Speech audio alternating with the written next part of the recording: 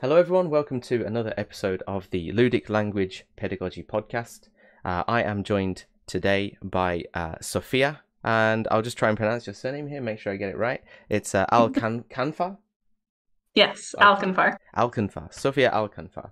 And she has written one of the best walkthrough papers that we've ever had, apart from my own, of course.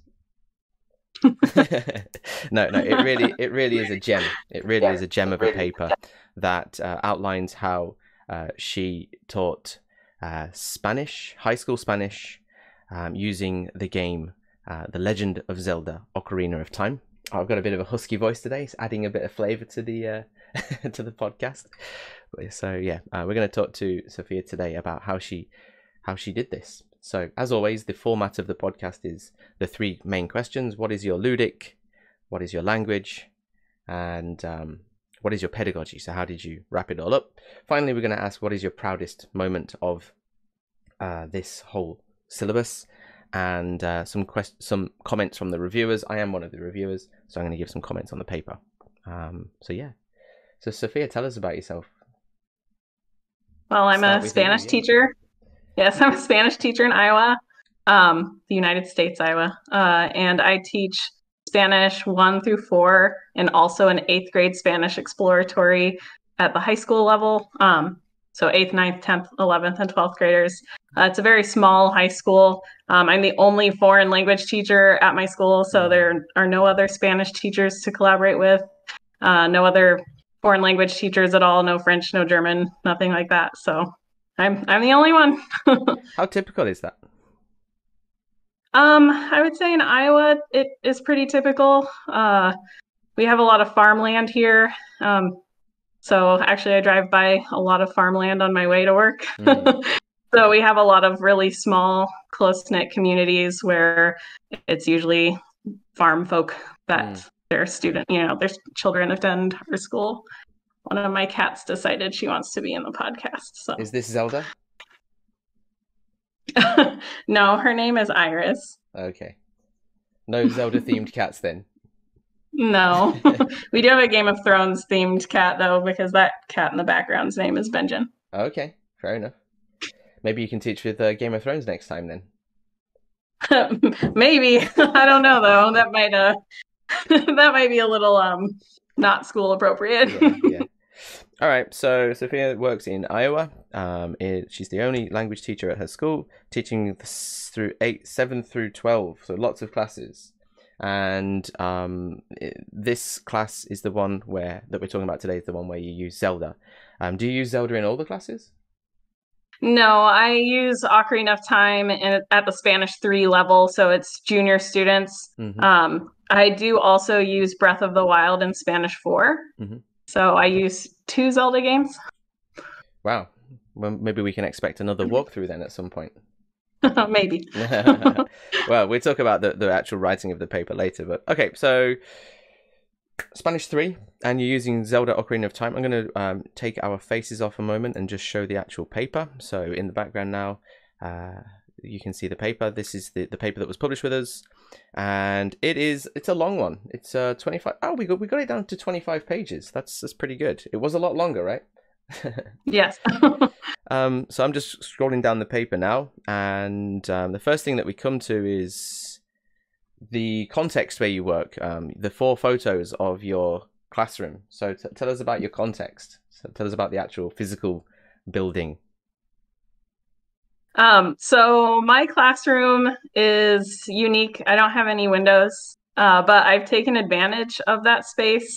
I have a lot of LED lights and string lights and lamps that are different colors, and I think it really adds to the environment when we're gaming, because I will play with the lights to kind of set the mood for what's happening in the game. So I always dim the lights when we're playing a game, but whenever we're in like a boss battle or something that's spookier, I'll go around the room and turn off all the lights. And then the students are like, is something scary about to happen? And I'm like, I guess you'll see. Amazing. Yeah. So did you install these lights yourself? Yes. You had to pay for them yourself? Yeah, I did. Look at that, dedicated teacher. Yes, that's pretty common, I think, in the States. I don't know about other countries, but in the United States, it's pretty common for teachers to decorate their own classrooms out of their own pockets. So Okay, so this is going to move into something, the pedagogy part later, I think. But let's start then very, very briefly. Why did you choose Zelda Ocarina of Time for this class? Why this game? So there were multiple reasons. The first reason that made it come to mind is it's my favorite video game. Okay. I first played it and beat it when I was 8 years old, and I have loved it ever since. It's one that I have replayed many times. I like to watch streamers on Twitch playing it. I've watched streamers stream it in Spanish. I myself have played it in Spanish. And something I came to realize is it's pretty it's easy to understand because it uses a lot of high frequency words, and conversations are natural between characters. So I thought that it would be very beneficial for my students to see natural conversations and to practice reading comprehension with it. It's very dialogue heavy as well. And you can't skip that dialogue. You have to communicate with NPCs in order to get information, to find out what you need to do next, or to even start quests.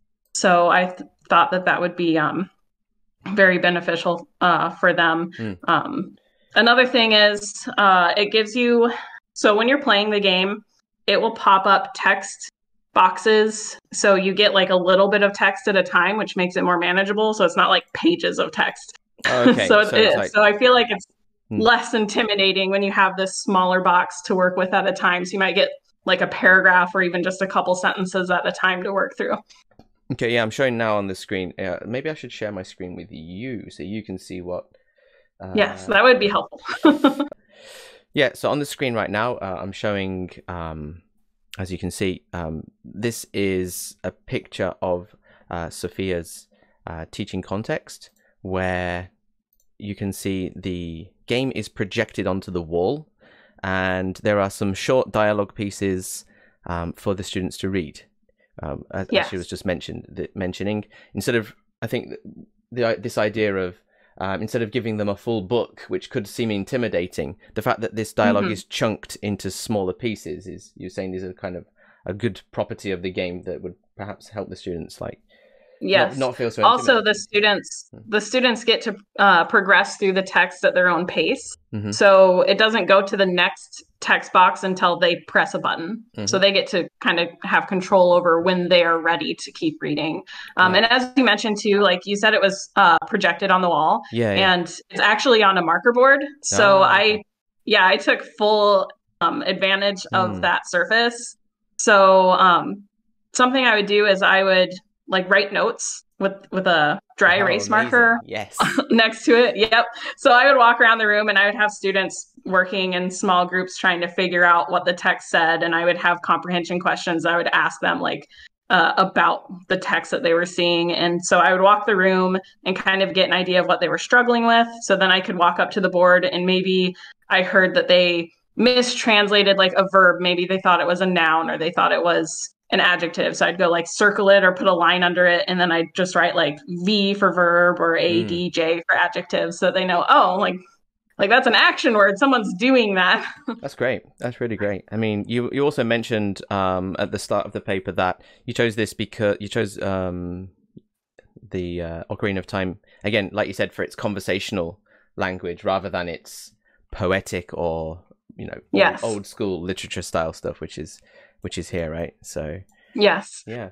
So I'm very adamant about not using poetry or classic literature that doesn't speak how people today speak, because a lot of my education, at least at the college level in Spanish, was through poetry and classic literature. And part of me wondered why we were, especially because I felt like I still didn't necessarily have mastery over all of the basics of communicating in Spanish. So I was like, why are we studying it like this if this is not how people talk? I remember one of our professors gave us like a 2-page poem that we had to read and translate and figure out what it said. And I remember taking it to some of the study abroad students that were from Mexico. and asking them to help me with it. And some of them like struggled with it too. They were like, I don't understand poetry. And they're like, we don't talk like this. Yeah.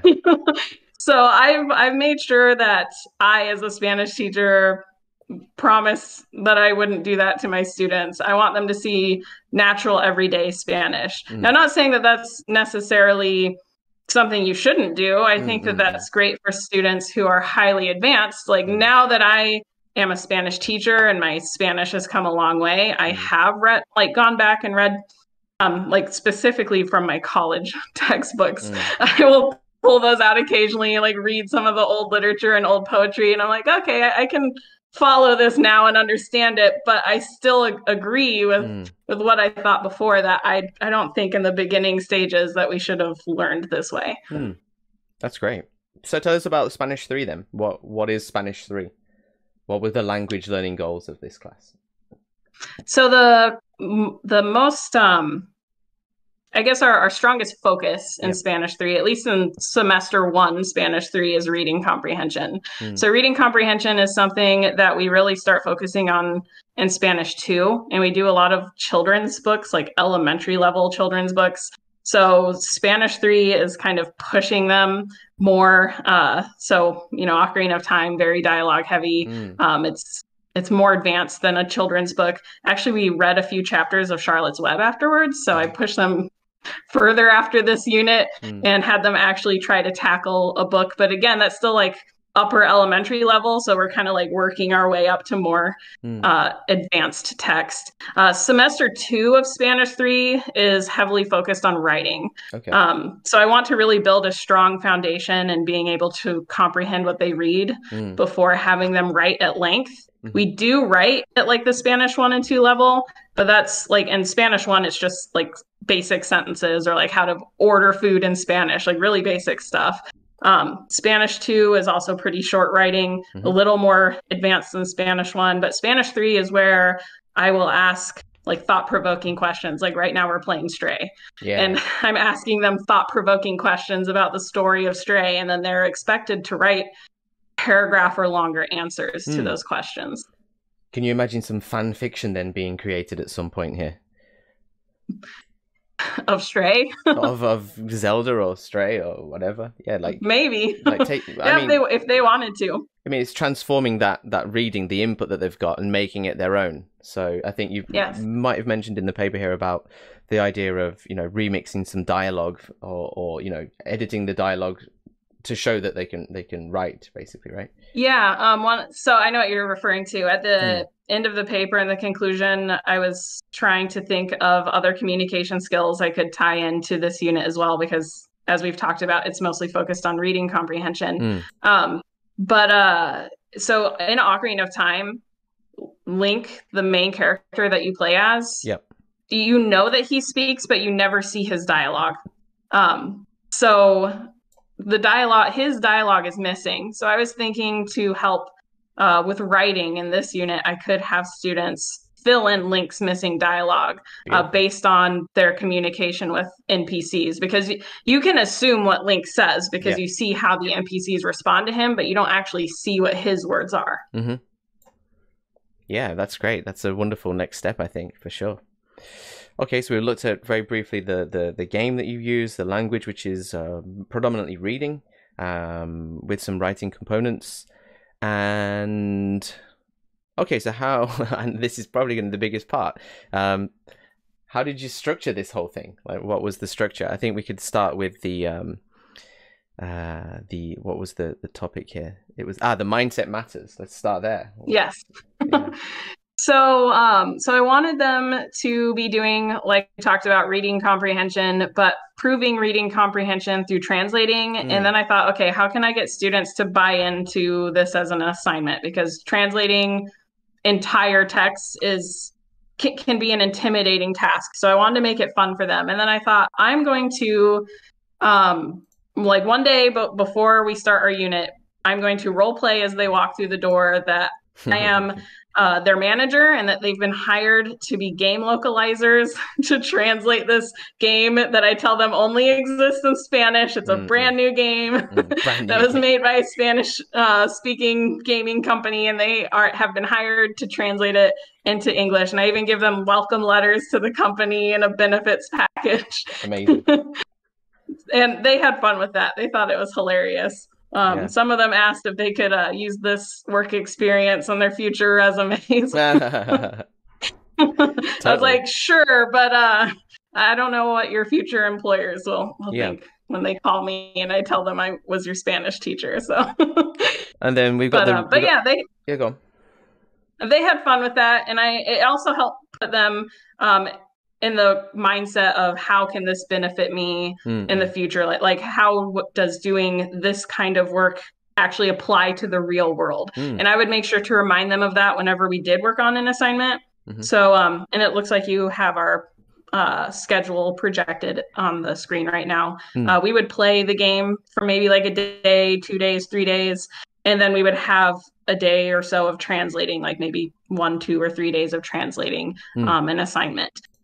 So whenever we would start the translating process, I would always remind them, remember, you work for our company. You need to, yes, you work for our company. You've been hired to do this. This is your job.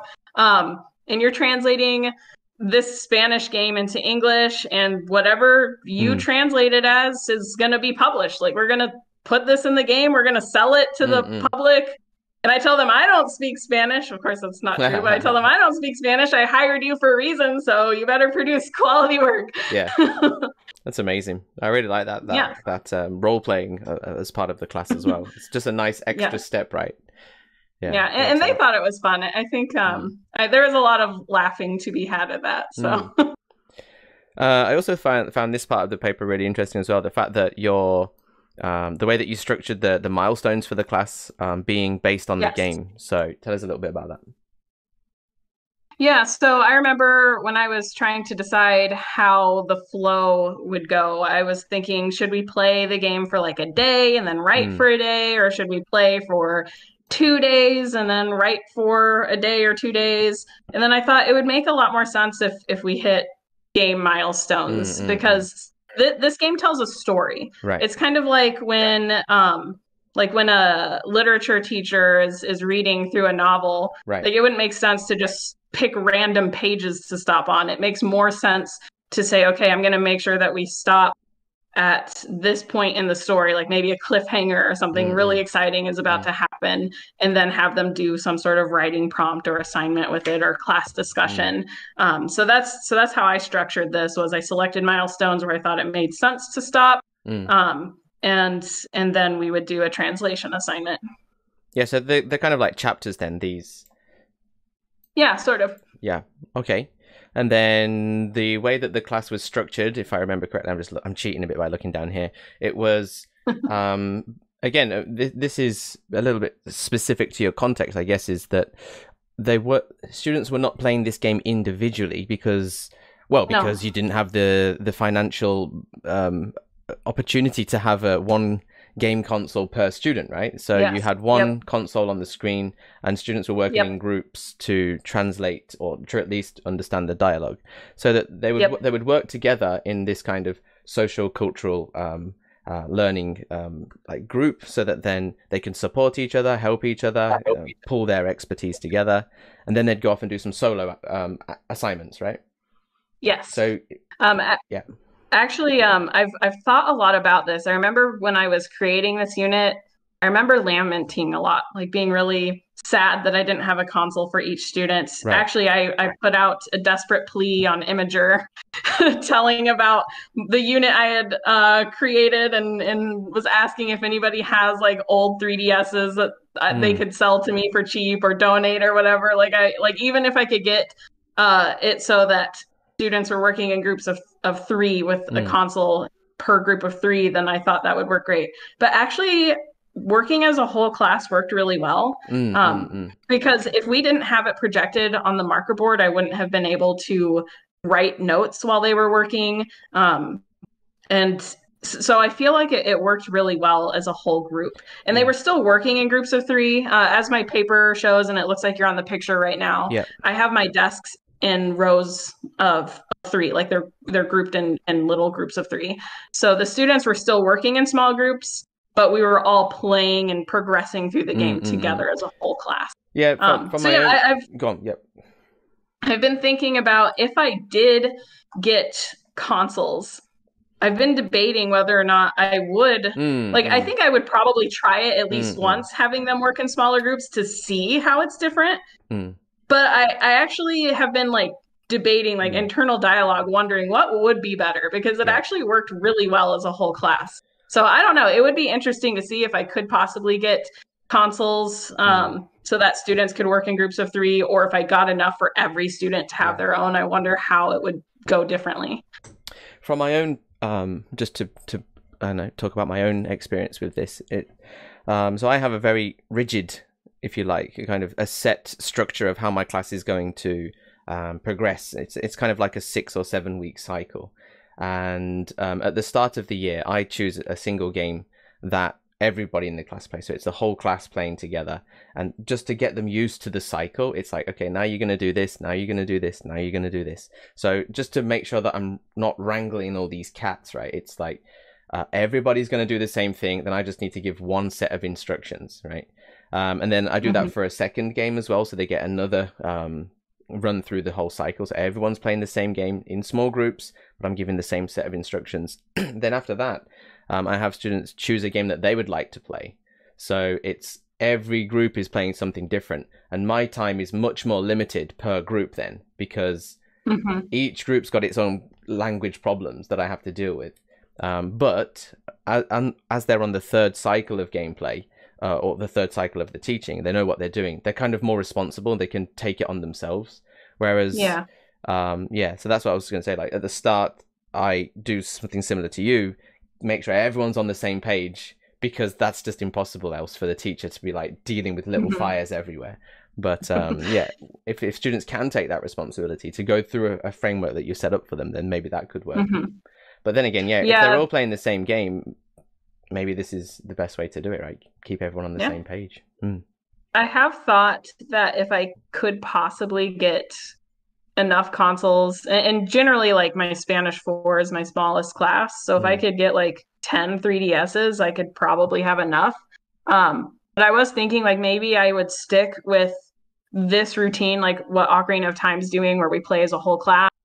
And then maybe in the future, like let's say the last semester of Spanish 4, say, okay, we've played a few games together at this point. Now you get to choose out of the games that I own in the classroom. You pick one of them, and you can feel free to partner up with someone, and you two or you three can play together, but it's your choice. Yeah, I think that it's really nice for the students to have that choice, right? It makes them invest. Which of course I can't do that right now because I don't have those resources. They invest in it, and then you can tell them to evidence their learning, right? It's rather than you giving a blanket test for everybody. It's like, well, this is the rubric that I'm going to test you on. Can you show me that you've hit these targets, right? So each group, even though they may be playing or doing different activities, the rubric is the same. So they'll have to evidence it. That, I mean, it's just we're thinking that's for the future.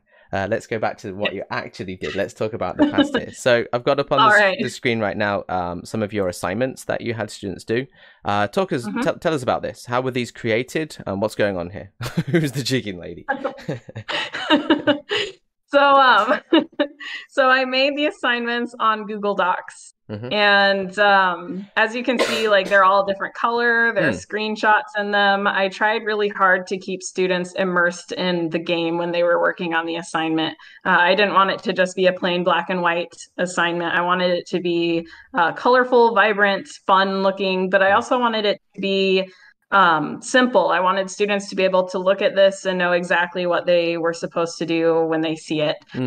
So it shows a picture, like it'll show a screenshot of the character that is saying the dialogue, and then underneath is the dialogue, and it says their name.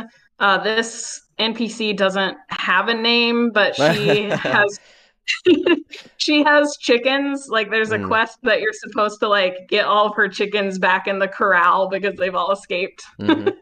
So she's the chicken lady. So it says their name or whoever they are, their title, and then it has their dialogue, and then there are lighter colored boxes that the students type their translations into underneath. Mm-hmm. And then you'll see on the right, this one says words learned. I provided that for students for them to create their own personal vocab list. However, I didn't really see very many students using it, and most students who wanted to keep a personal vocab list were just doing it themselves in like a notebook or something. Mm-hmm. So I eventually turned it into a support column. I think if you scroll and look at, yeah, the ones with the purple boxes. Yeah, those are the support columns. So if you click on like, yeah, that one has support columns. So I later turned it into support columns, and I kind of made assumptions on what the students would struggle with and put it in the support column. Like, for example, verbs that are irregular when they're conjugated, like have extremely irregular spellings. Interesting. So even though the students might know that verb, when it's conjugated and it's irregular, they might not recognize that it's the verb that they know. So I would put it in the support column. I did try not to always just flat out give them answers in the support column. Sometimes I would, or most of the time, I would just try to kind of nudge them in the right direction with things that I thought they'd struggle with. So that's what's happening on the right side. May I ask, just refresh my memory, what are these red, orange, and green boxes here? These are the difficulty level of the dialogue? Yes, this is the difficulty level of the dialogue. This is what I determined based on where my Spanish 3 students were in their learning journey. The difficulty level was more for me to give me an idea of what I was asking my students to do, but I went ahead and provided it for them to see as well, just so that they kind of know what I expect them to do pretty easily, what I expect to be difficult for them. Yeah. So it's just informational. So I'd like to just put a little pause on here and a little pin on and emphasize what Sophia has done here, right? So this is a class that's using Zelda Ocarina of Time to do a reading activity to learn Spanish. Okay, you might think, okay, we're just going to play Zelda. Should be easy enough. It's going to be fun. But look at the amount of work that she's put into actually creating these assignments for students. She's had to boot up the game, take a screenshot, write out the dialogue, color code it, put some links in, think about what the students might be having problems with, and write it on the side. That's a lot of work that's gone into this, right? It's not, and there's hundreds of these, right? There's hundreds of these dialogue activities and tests for students to complete. It's not just one. Not hundreds, but you know, I don't know how many there are. We can be a bit hyperbolic occasionally. It's okay. There are a lot. There are a lot.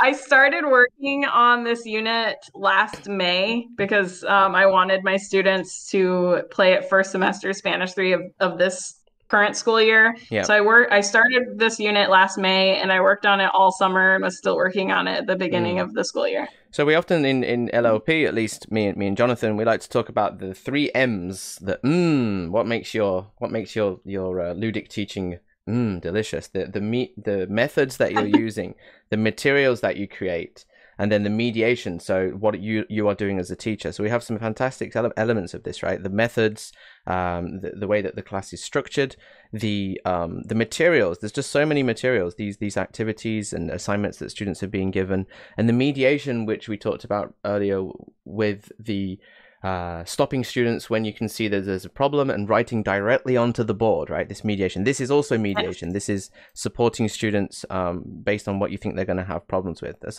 just so much work. It's incredible. And then there's another kind of really nice scaffolded part to this whole class where the students went from kind of working as a group to working solo. So this was not just a kind of black and white quick, now you're going to do your assignment and it's going to be graded. It was a very gentle curve, or a very gentle like build up into them doing their final kind of graded assignments, which is here 6.6. Tell us a little bit about this practice versus graded that you did here. Yep. So they weren't graded on every single assignment. In fact, most of the translation assignments they worked on were for practice. And which basically means that they're not going to get a grade in the grade book. So they did get to work in groups for these practice assignments. Yep. And they could have teacher help, and they could use any resources that they needed. So if they wanted to use an online translator to help them with words here and there, then they could. And I also want to point out that they did get to see all dialogue twice, because they got to see the dialogue during live gameplay, and then they would see it again on the translation assignment. So they worked together during live gameplay, and then I would help them during live gameplay when they needed it, and I would re-explain things. I would use that as an opportunity to do some reteaching. So if they had forgotten some conjugation of verbs, or if they forgot how to form adjectives, or just anything grammar-wise or vocab-wise, I could use that as an opportunity to do some small reteaching. Yeah. And then on the, like I mentioned, most of the assignments were practice assignments. I would give them feedback live while they were translating it. So I made every assignment via Google Doc, which I would post on Google Classroom, and then I would pull up their Google Doc while they were working on it. And it was my goal to give them feedback right away so that they could learn from their mistakes as soon as possible, or at least have the opportunity to learn as soon as possible, so that they would hopefully not make that mistake again through the rest of the assignment. You must have felt like a Vegas casino security guard, just looking at everything at once, going, "Whoa, where's the problem? There's a problem!" Right? Yes.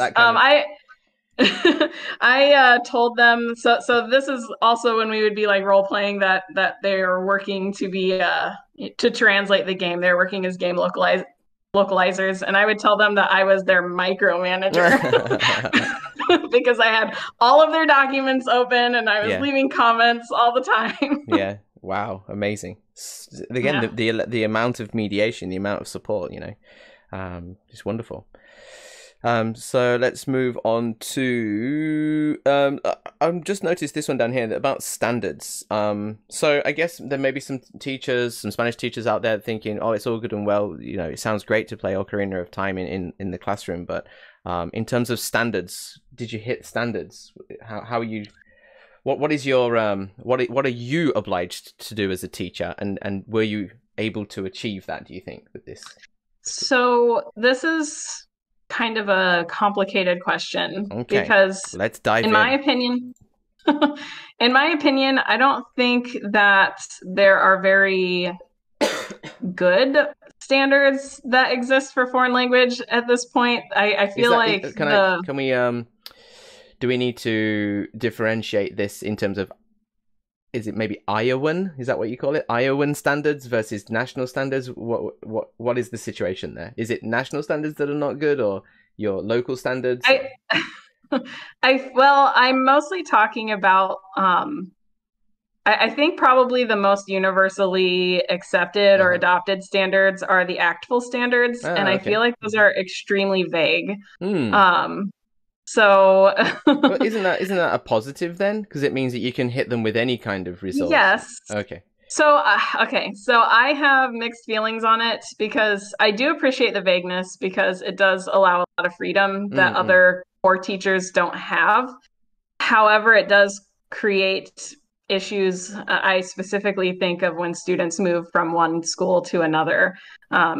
So sometimes I'll get students that come to me and they try to go into my Spanish 3, and they didn't have me for Spanish 1 and 2, and they've learned completely different stuff, and they might not be able to read something in Spanish and interpret it, because maybe they haven't done any reading comprehension whatsoever. They've only learned vocabulary and grammar, which unfortunately I feel like is the case with many foreign language teachers, at least from what I've seen.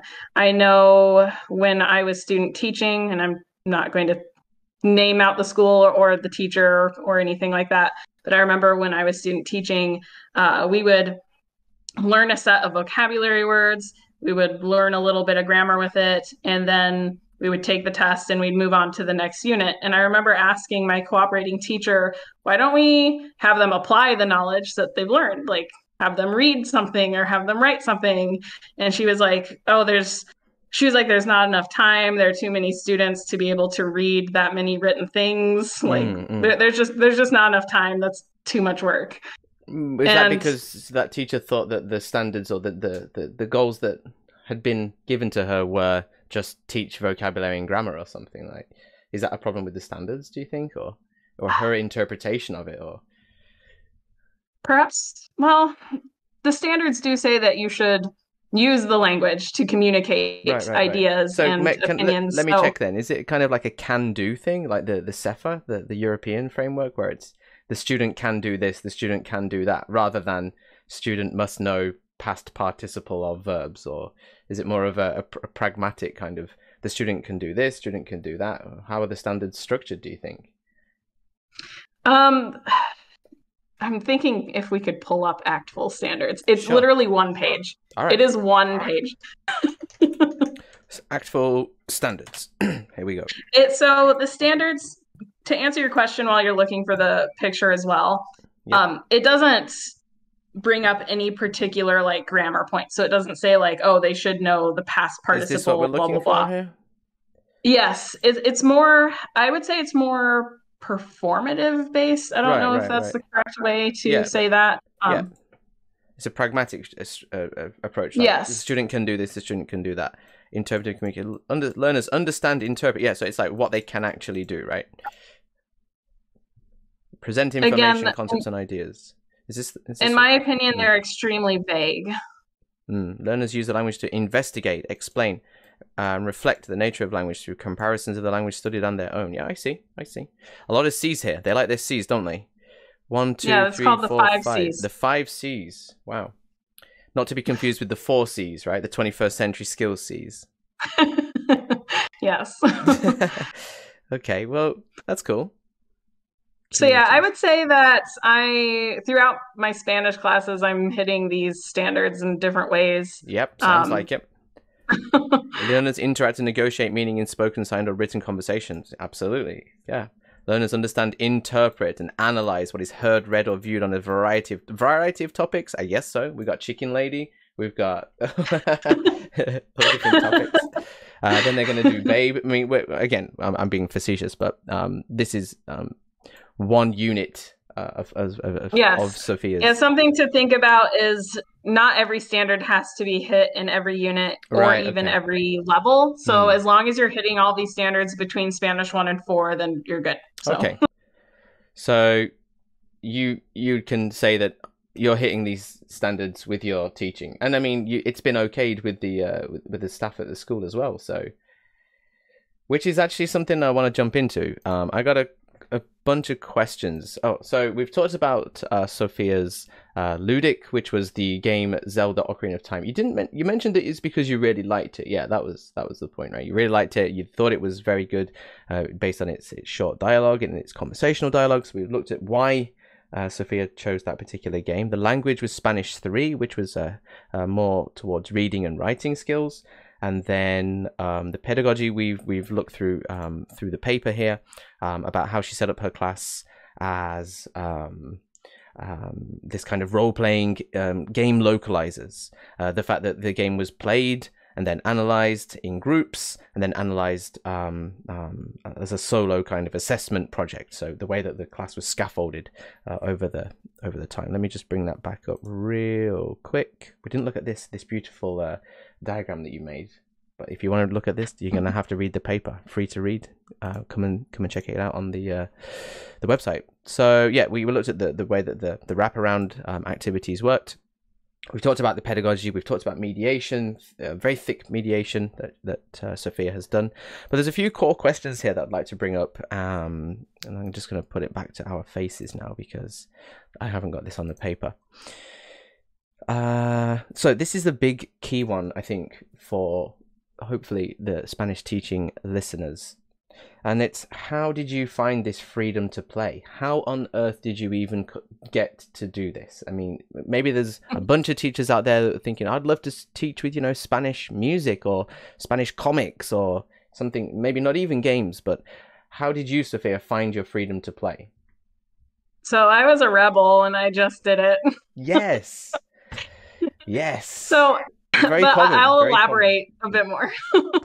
So my first few years of teaching, I did not use gaming because I had the false presumption that school should be, as I explained in the paper, scholarly and like the traditional stuffy sense. And how I interpreted that is you should be using materials that were either created for school, like textbooks, or that teachers had used extensively. Like it's known that these materials are used, they've been proven to work.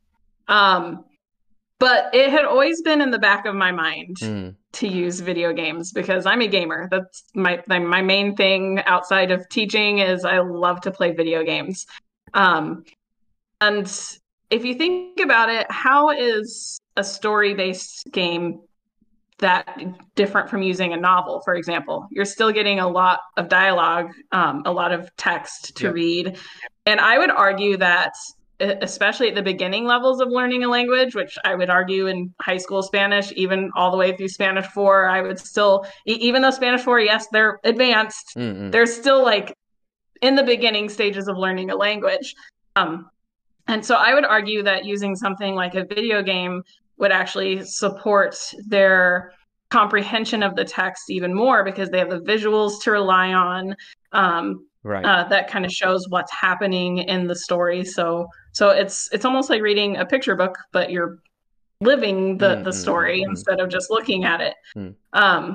So what really spurred me on to actually realize a gaming unit is I found out that some of my students were Zelda fans like me. More than one student. I had a few students that were huge Zelda fans. One of them had only played Zelda Breath of the Wild, which is currently the most recent Zelda game. It won't be in a couple more weeks, but and then I found out another student had played a lot of the old school Zelda games. So he had played several, and they started asking me, can we please play Zelda in class, like as a unit? Can we please do this for a unit? And at first I was like, no, we can't do that. No, like it's a video game.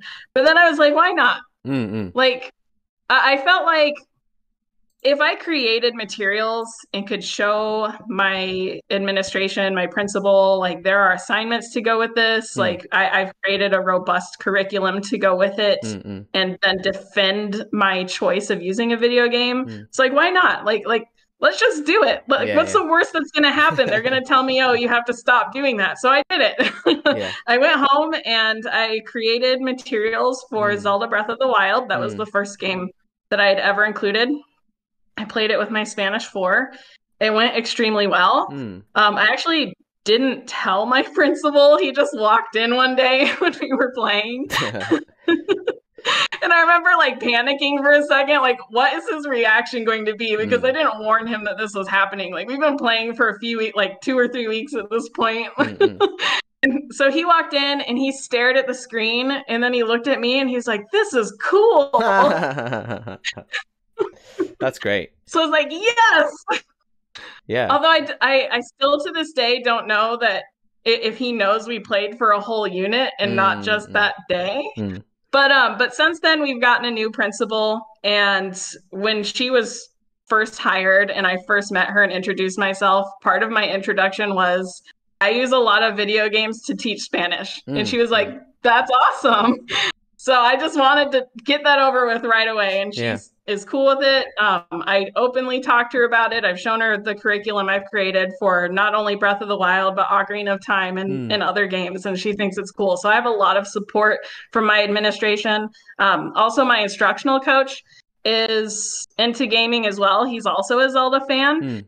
So he's very supportive as well. And he's actually come and observed us playing Ocarina of Time, and he thought it was awesome. That's great. I think there was a really key thing that I heard in there, which was that the students wanted to do it as well. The students that had an interest in it, and they asked you to do it, right? So yes, they were begging me. Actually, this is how dedicated they were. So at that point, I didn't have a classroom console yet, which now I do. I have a Wii U in my classroom, but back then I didn't. So I had a couple of students that took turns bringing in a console. So I had one student would bring in his Switch and the other student would bring in his Wii U. So, and that was kind of a pain because I'd have to like set it up at the start of class Mm. every day, and then I'd have to unplug it and give it back to the student, and then they'd have to lug it in and out of the building. But I mean, it worked. Okay, so that was going to be my next question, actually. Like, what are some of the hurdles that you see to teachers doing this kind of thing in their own contexts? And you're mentioning here yes, the lack. In terms of Ludic, our whole vibe is that, you know, we can use these playful materials from like just a couple of dice all the way up to like VR headsets and stuff. So a broad swath of games and play. Focusing particularly on video games, though, one of the hurdles is going to be lack of equipment, right? yes, Yeah. And equipment can be expensive depending on what you're bringing in. So yeah.